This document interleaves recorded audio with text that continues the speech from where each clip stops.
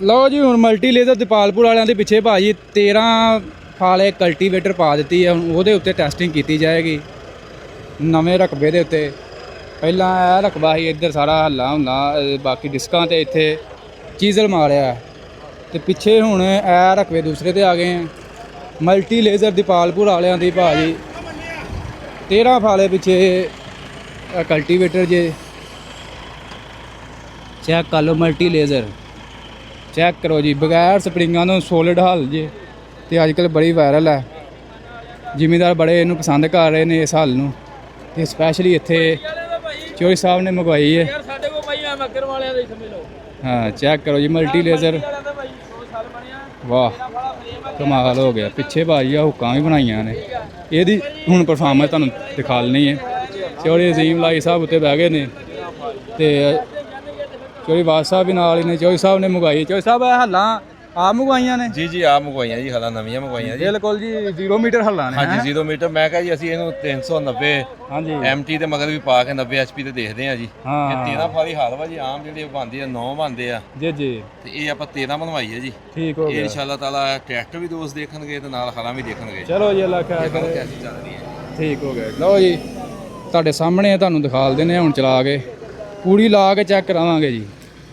Check ਕਰ ਲਓ ਜੀ 4x4 ਵੀਲ ਡਰਾਈਵ ਜੇ MT 390 13 ਫਾਲੇ ਵਿੱਚ ਸੋਲਿਡ ਹੱਲਾਂ ਜੇ।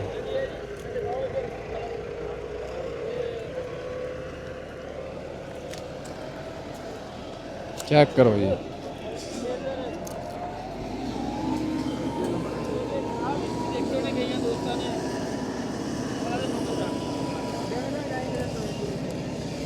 ਚੈੱਕ ਕਰੋ ਜੀ, ਪੂੜੀਆਂ ਫਰੇਮ ਤੱਕ ਥੱਲੇ ਲਾਤੀਆਂ ਜੇ ਤੇ ਟਰੈਕਟਰ ਤੇ ਭਾਈ ਕੋਈ ਧੂਆਂ ਨਹੀਂ, ਕੋਈ ਸਮੋਕ ਨਹੀਂ।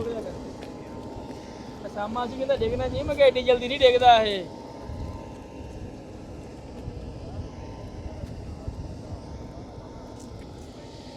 ਮੁੜ ਕੇ ਲੈ ਕੇ ਨਾ ਥੋੜਾ ਹਾਲ ਦਿਖਾਈ ਭਾਈ, ਕੀ ਹਾਲ ਆ ਸੁਣਾਓ ਕਿੱਦਾਂ? ਹਲੇ ਉਦਾਂ ਹੀ ਆ, ਕੋਈ ਫਰਕ ਨਹੀਂ ਪਿਆ। ਚੈੱਕ ਕਰੋ ਜੀ, ਚੈੱਕ ਕਰੋ ਜੀ, ਚੈੱਕ ਕਰੋ ਜੀ, ਚੈੱਕ ਕਰੋ ਜੀ। ਚੱਲ ਫਿਰ ਆ ਕਰ ਤੂੰ ਵੀ ਅੱਗੇ ਮੂੰਹ ਜਵਾਨ ਹੈ ਨਹੀਂ ਕੁੱਤੀ ਦੇ ਆਪਾਂ ਪੂਰੇ ਪੰਜਾਬ ਨੂੰ ਗੱਲਾਂ ਕਰਨ ਦਈਏ, ਜਿਹੜਾ ਦਿਲ ਕਰਦਾ ਬਹਿ ਜੀ ਆਪਣੇ ਨਾਲ। ਜੀ ਆ ਰਿਹਾ ਟਰੈਕਟਰ। ਲਓ ਜੀ ਹੁਣ ਚੈੱਕ ਕਰੋ, ਪੂਰਾ ਸ਼ੌਕਦਾ ਆ ਰਿਹਾ ਜੇ।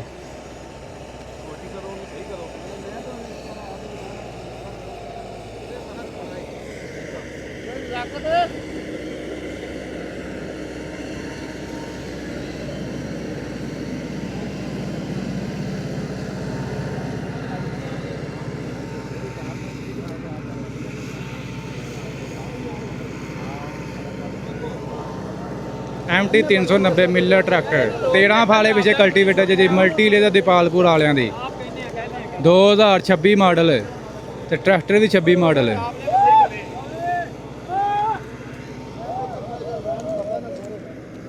ਲਓ ਜੀ ਟਾਪ ਲਿੰਕ ਹੁਣ ਦੁਬਾਰਾ ਸੈਟਿੰਗ ਕੀਤੀ ਜਾਏਗੀ।